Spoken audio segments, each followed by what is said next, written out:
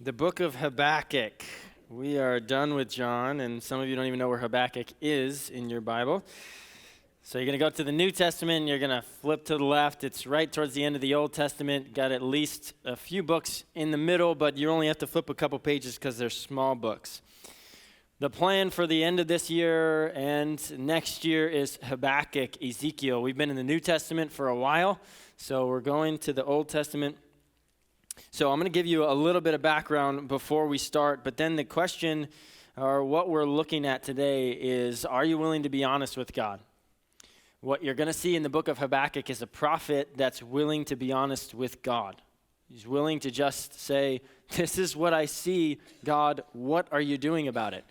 There's lots of things in our world today that you could say to God, what are you doing about this stuff? And it's really what should be our response. We should be less fighting with each other, less at each other's throats, and more going to God saying, God, how do you solve these? Because how many of us in the room can solve hundreds of years of racial injustice? How many of us can fix one of the most influential nations in the world? So these things that we're going to talk about a little bit today, it becomes a matter of, are you willing to go to God and say, you're the one who's big enough to fix these things. You're the one who's big enough to bring justice in these areas. Habakkuk is looking at his nation and seeing a whole bunch of injustice, and he goes to God. Now, he gets responses from God. This is one of the few prophets who gets responses from God. Most prophets just take the words of God, they give them to the people, and that's their prophetic ministry. But Habakkuk interacts with God back and forth, back and forth. So a little bit of background so you know where we are in history. Habakkuk, written sometime between 640 and 626 AD. He's a contemporary of the prophet Jeremiah. So history of Israel a little bit. They became a nation. They went into the land. They got their land. They didn't drive everybody out, and so they corrupted, the people who were in the land corrupted the people of God. And so eventually they split, two nations, northern kingdom Israel, southern kingdom Judah, northern capital city Samaria, southern capital city Jerusalem. And so they lived as a split nation, 10 tribes and 2 tribes. And then at some point, the nation of Israel was so corrupt that God said, I'm going to bring Assyria. So if you go a little bit north and a little bit east, you have Assyria. And God raises up a foreign nation to come through and judge the northern kingdom, Israel. And so they conquer the northern kingdom, and they come down and they try to also conquer Judah, but they can't. And so the southern kingdom remains intact, but the northern kingdom doesn't about 100 years earlier. So 100 years between the conquering of the northern tribes and the conquering of the southern tribes. Now in that process, Habakkuk starts to realize that Judah is going the same direction as Israel.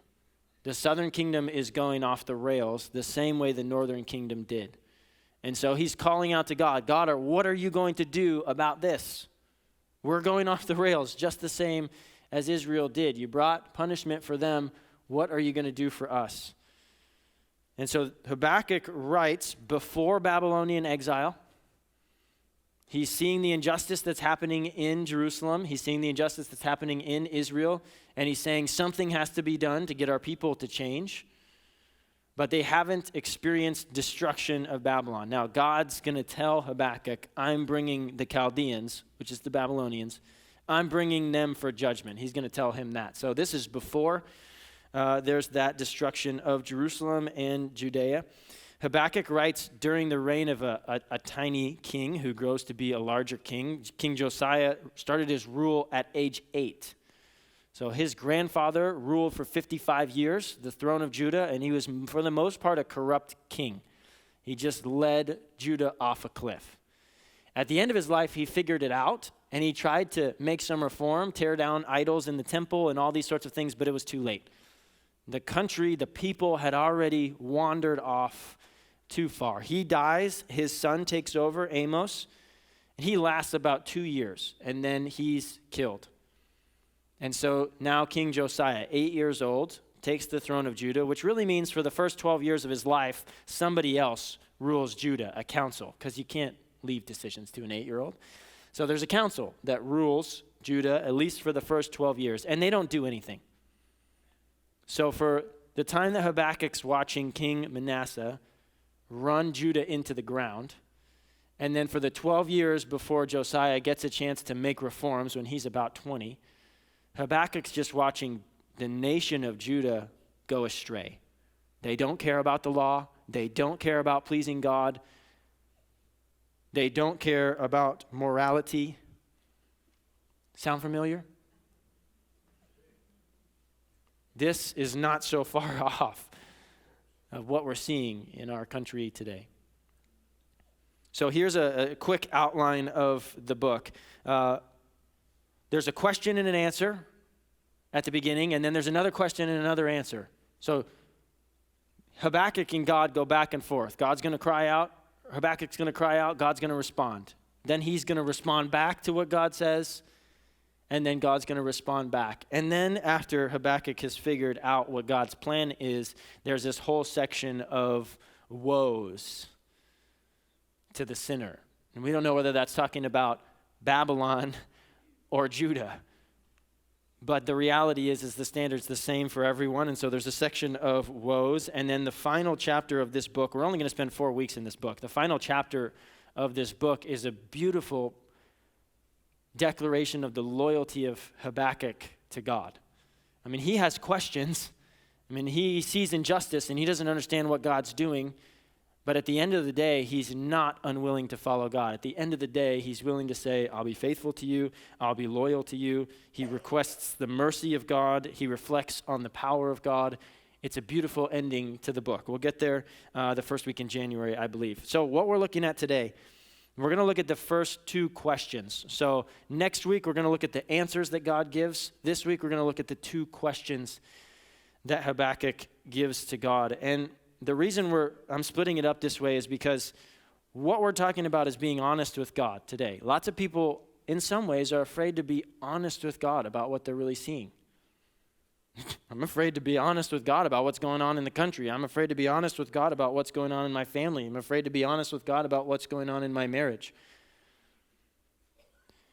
What I want you to see when we're reading through how Habakkuk interacts with God is I want you to see his rawness. I want you to see his realness. I want you to see him just go to God and put it out all on the table and say, he seems to have an understanding that God already knows everything. And so there's this willingness from him to come and just say, God, here it is. The problem's too big for me. What do you have to say about it? So I want you to see the realness. I want you to see the rawness. I want you to see the honesty with which Habakkuk addresses God, and I'm going to encourage you to do the same. So Habakkuk chapter 1, this is the first question right at the very beginning. Verse 1 says, an oracle which Habakkuk the prophet saw. And then it says this, verse 2, how long, O Lord, will I call for help, and you will not hear? I cry out to you violence, and yet you do not save. Translation, how long will you do nothing? I mean, this corrupt king ruled all of Judah for 55 years. And then we got another king who didn't even have enough time to do anything. And then we got another king that's 8 years old, and the problem continues. How long? How long are we going to keep crying out to you for help to fix this people, and you don't do anything? Maybe for you, it sounds like, how long, God, will you let my wayward child wander instead of bring them back? How long will you let our family Christmas gatherings continue to be a place that breeds abuse and injustice? It's not fun to go for the holidays. How long are you going to let our family fight and bicker and be angry and hate? Some of you have been praying for these things for years. I want you to hear Habakkuk's desperation. How long will I cry out for help and you will do nothing? How long will you let injustice happen to our nation? How long will you let me suffer from this illness? I don't know what that question is for you, but my guess is there's lots of things in our life that we maybe go years asking God about, and maybe we get to this point, the same point Habakkuk's at. How long? Well, I ask, and you'll do nothing. Why is Habakkuk crying out for help? Why does he feel like God's not doing anything? The first one is in verse 2 here. First reason he's crying out for help is violence. I cry out to you, violence. And some of you who know your Old Testament, you're saying, well, wait a minute, isn't there all kinds of violence in the Old Testament? I mean, didn't God say to the people of Israel, go into these nations and completely wipe out everybody? I mean, God commanded some people to do violence. So how is it now that Habakkuk comes saying, Lord, violence, and God just doesn't say, well, that's life? There's a difference between righteous violence, God-ordained judgment, and unrighteous violence. People deciding, I'm the judge, I get to decide, I'm going to rule these people, so I'm just going to go do violence to them. You see, in the Old Testament, God has used human beings over and over and over and over to enact justice on other human beings because he's the judge. He sees everything. He knows everything. He knows your heart. He knows your intent. And so through all of human history, he's used human beings to judge other human beings, but the righteous judge was the one orchestrating. See, it's his prerogative to say, you go here and enact justice. And if that has to be in the form of violence, that's what he chooses. But which one of us can see all the variables and can judge righteously in every aspect? See, when men take justice into their own hands, it becomes perverted and a mess real quick. So what the violence that Habakkuk is crying out to God as a result is unjust violence. It's unrighteous violence. And you're saying, well, how do you know that from this verse? Go to verse 3. Here's the description of the violence. Why do you make me see iniquity? The violence is in the form of iniquity, which is the trouble that comes with sin and with wickedness. You see, the violence that was happening in Judah wasn't God saying, go judge these people. It was the leadership in Judah deciding to take justice in their own hands and then violence as a result. Iniquity, the trouble that goes with sin. In the next part of this verse, and you cause me to look on wickedness. This is a difficult one to translate in the Hebrew. So if you're reading with us in this Bible, New American Standard Bible, it'll say, and cause me to look on wickedness. But if you read in some other translations, it's a little bit different, and it's hard to translate in the Hebrew. So I'm going to suggest to you that this is a better translation. You look upon or tolerate wickedness. So in other words, what Habakkuk is saying is, why do you make me see iniquity? Why do you make me see the result of sin and wickedness, and you see it too? I'm not the only one that sees it, God. You see it. It's right in front of your face. You tolerate it. You let it go on. What's going on? And then second half of verse 3, yes, destruction and violence are before me, and strife exists and contention arises. So he's looking at the people, he's looking at the nation, and he's saying, there's destruction, there's violence. And then after the destruction and violence, there's quarreling and controversy and contention about the destruction and the violence. Sound familiar? This is all it seems like our country's doing right now. Destruction and violence, and then strife and contention as a result of the destruction and violence. We're stuck here in the same pattern.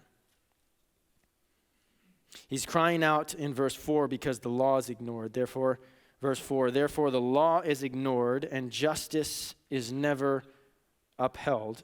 The wicked surround the righteous and justice comes out perverted. I told you that there's been a wicked king, Manasseh, ruling over Judah, and he's ruled for a long, long time. The primary complaint against Manasseh in the scriptures is idolatry. He pushed the people to worship a different God than Yahweh. He set up idols in the temple, high places all over to worship other gods. He wasn't interested in worshiping Yahweh. It's a violation of the first command. You shall have no other gods before me, the first commandment. It's injustice. The law is ignored and justice is never upheld. This would be like if I had to put it in today's terms. This would be like if the executive branch of our government decided to encourage states and lawmakers to enact something that the judicial branch of our government had already decided was unconstitutional. How many times has that happened? This would be like continued eviction bans. This is our own legal system. Therefore, the law is ignored, and justice is never upheld. The wicked surround the righteous, and justice is perverted. I mentioned this once before. Maybe you caught it. It was a while ago. Some of you know that the Equality Act is just sitting in Congress right now, waiting to pass the Senate. If it does, it changes the Constitution to add sexual orientation and gender identity to existing federal non-discrimination laws that already protect people on the basis of sex and religion and race. You go out into the world, and the majority of the world will tell you you can pick your own gender, do what you want with your sexuality.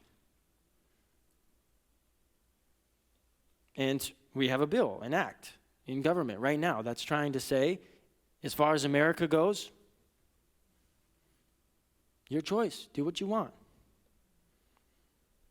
So if you go out into the world, that's the general mindset. And so what you're seeing happen is the wicked surround the righteous. Those who stand for biblical gender, male, female, biblical sexuality, one man, one woman, in the context of marriage, the government may one day decide that's unjust for you to believe that. Or it may not be unjust for you to believe it, but it is absolutely unjust if you act on it. It's no different than in Habakkuk's day. In Habakkuk's day, it was idolatry. And he looked at the idolatry and he said, the law is ignored and justice is never upheld, and the wicked surround the righteous and justice is perverted. But I'm suggesting to you that sexual immorality, transgenderism, sexual immorality, that's heterosexual, homosexual, whatever, is also idolatry. At its core, we're interested in worshiping gender, not God. At its core, we're interested in worshiping sexuality, what I choose, and we're not willing to submit to the standard of God. It's idolatry. It's the same. Listen to how Paul describes idolatry in Romans chapter 1. Worshiping and serving the created rather than the creator. I think I know what my body is, and so contrary to whether or not God has made me a certain way, I'm going to decide how to live. Even though God establishes sexuality as one man, one woman in the context of marriage, I'm going to do sexuality how I want because that is more important to me than following the standard of God. Now, one thing, be careful when we're talking about these things. Be careful that you don't treat anyone who twists sexuality as any more wicked than yourself. See, the problem that a lot of people have is, number one, they don't like being held to a standard. They want the standard to be their own. But then number two, on top of it, it's when Christians come or Bible-believing people come and they present wickedness as if they're above it. As if someone else's wickedness is any more or less wicked than yours. So be careful, because we all violate the law of God. We all search for happiness and fulfillment and satisfaction and joy in ourselves or in the world. We all do it. And everyone who goes after twisted sexuality or twisted gender, everyone who goes after that, you'll hear them say, it's more fulfilling, I'm more happy, I'm finally embracing who I am. How many of us have gone to different things in the world and said, well, it's fulfilling to me. It's just me embracing who I am. We all do it. Our sin of choice is just slightly different. Don't be afraid to call sin, sin, but in the process, don't come across like you're above it. None of us are. The next verses are God's response to Habakkuk's first interaction. Don't read it because we're going to read it next week. I'll summarize it for you. God says this. Okay, wait. This is what I'm doing. I'm bringing the Chaldeans to judge. The Babylonians, you know those people? I'm bringing them. Okay, that's the summary. We'll read it next week.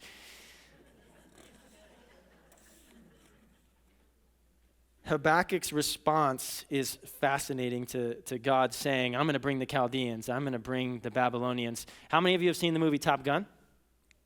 Yeah, more people in this crowd. Yes, okay, good. Tom Cruise in the movie, he's Maverick. He's at Top Gun School, which is the top flight school in the country. In the movie, it's teaching people how to dogfight. It's teaching them to be the best pilots in the world.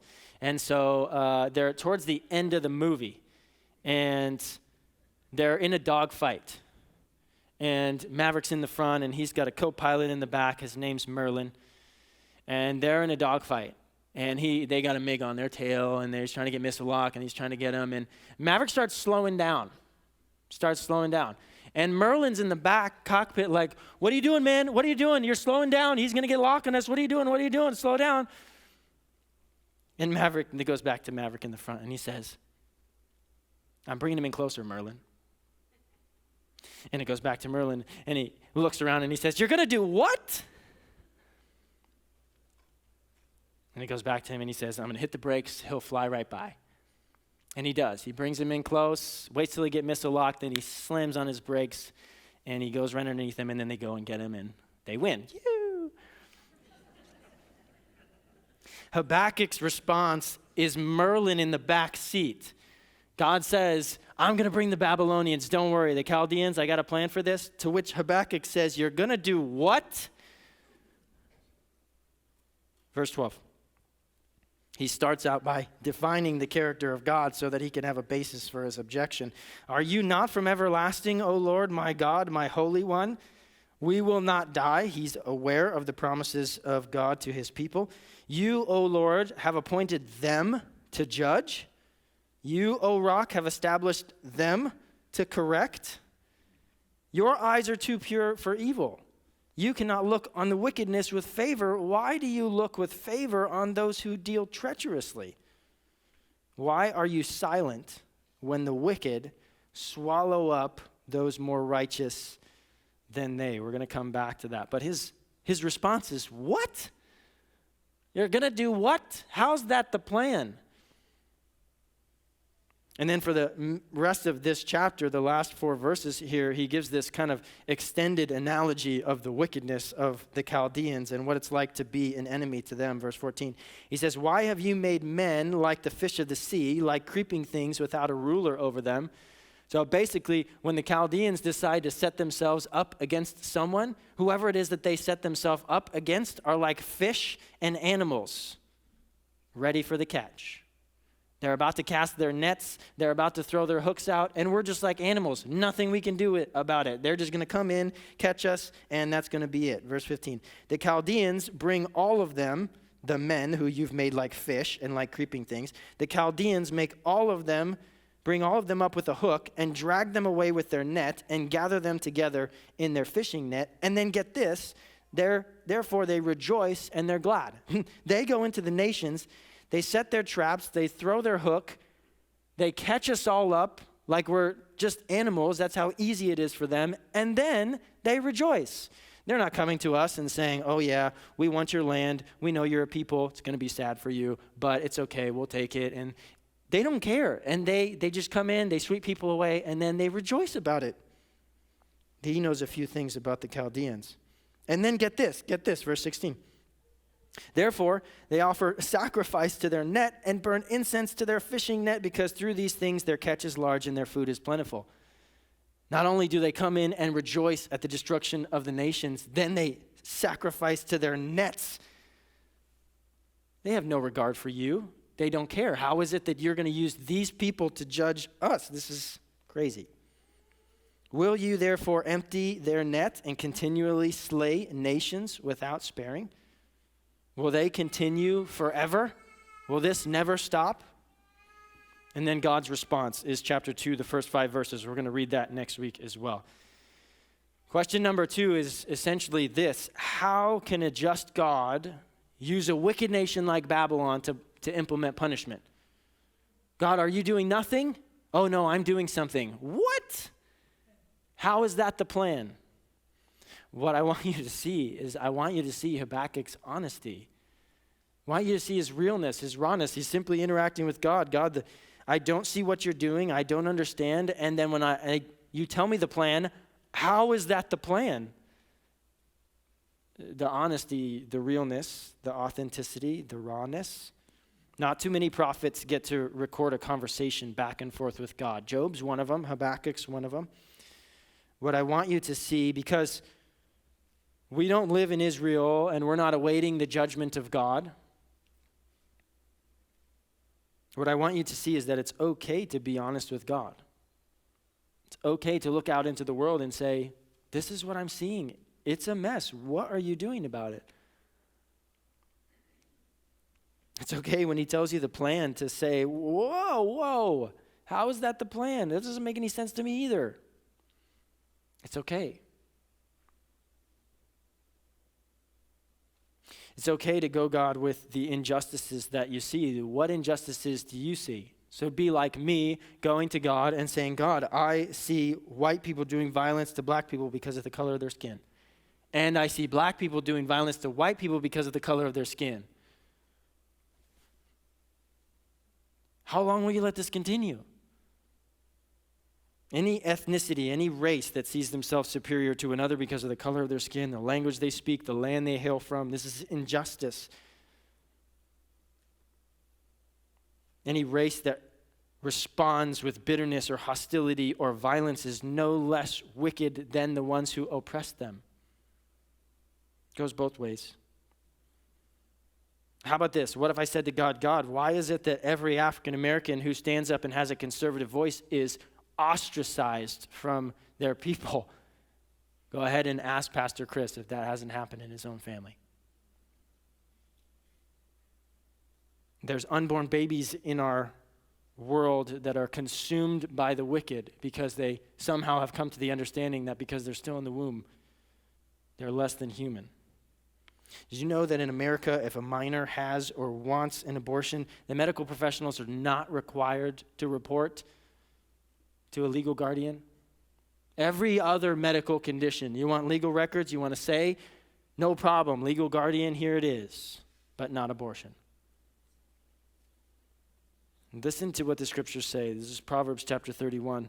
This is a mother speaking to her son. She says this, open your mouth for the mute, for the rights of all the unfortunate. Open your mouth, judge righteously, defend the rights of the afflicted and the needy. Tell me, who's more afflicted and needy than an unborn baby in a womb?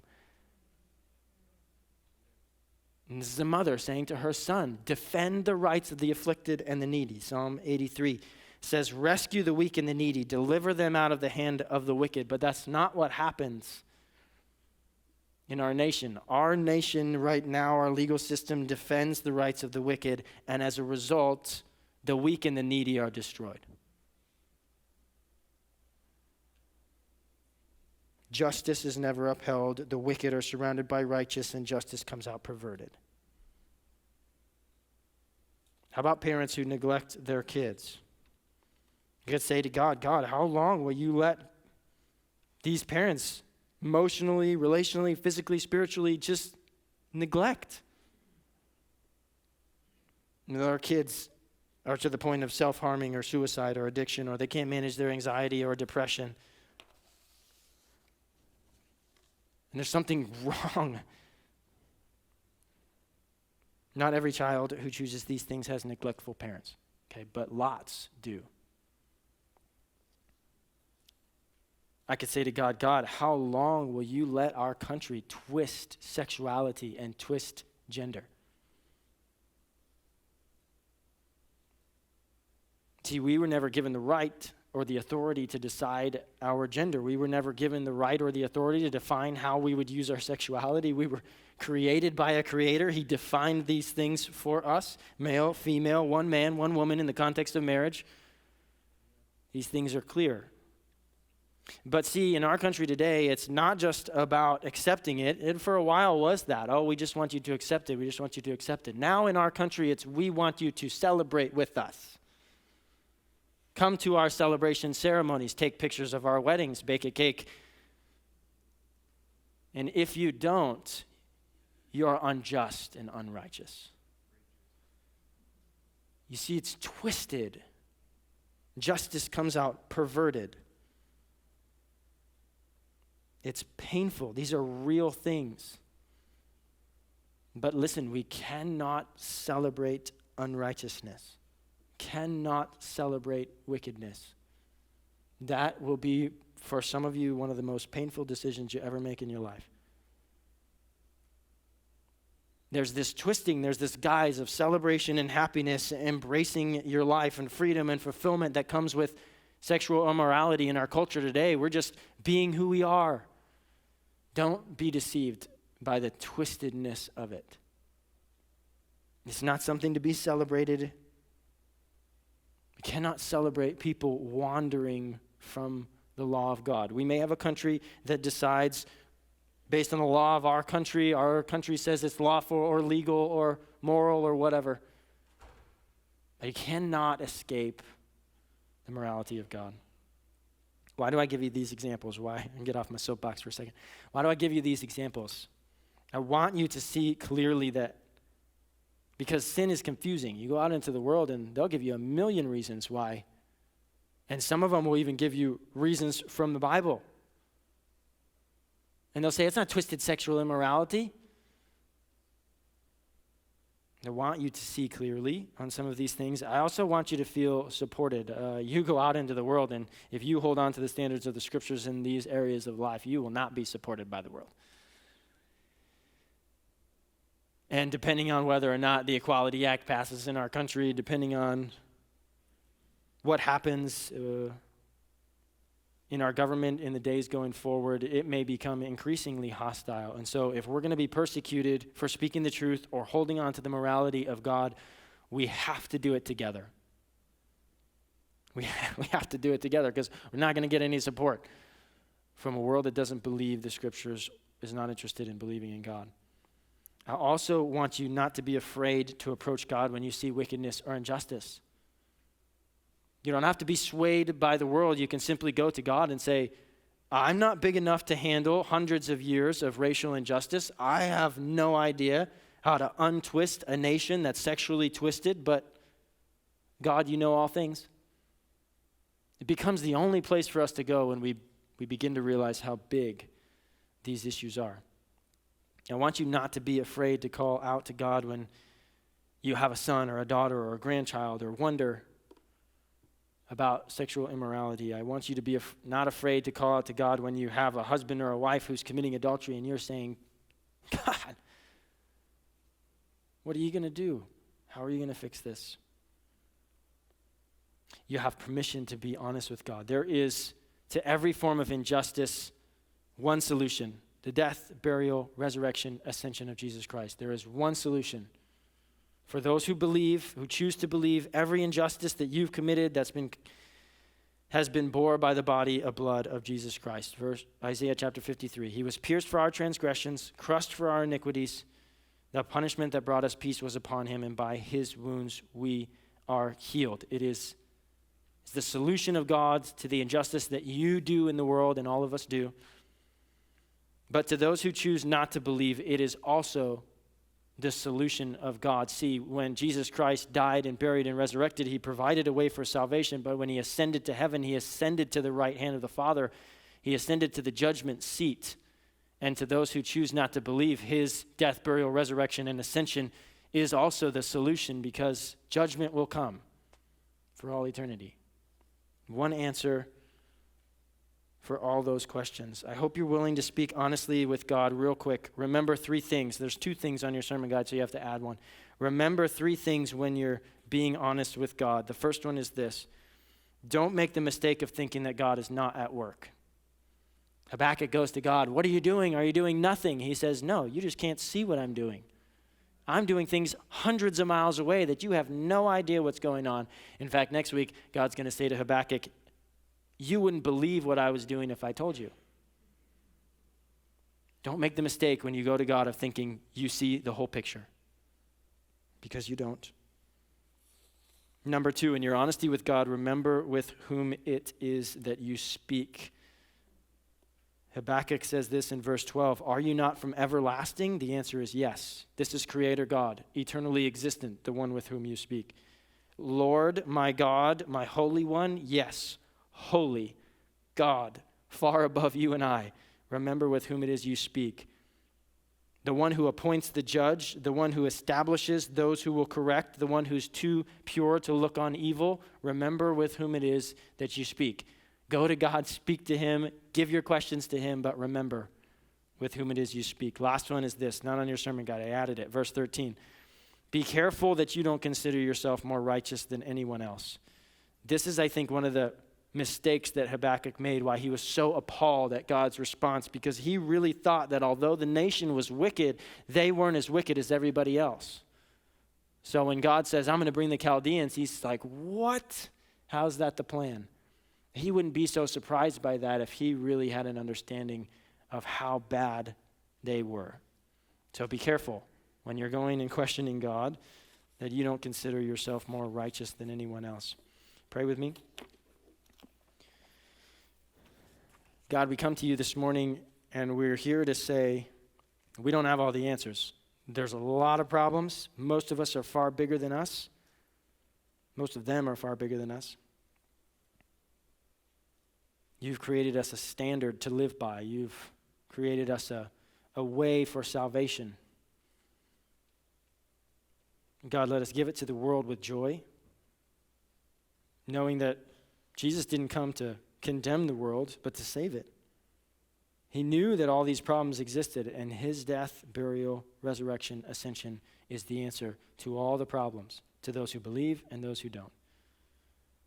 God, move in our hearts that we might believe and share the gospel with those who would also believe.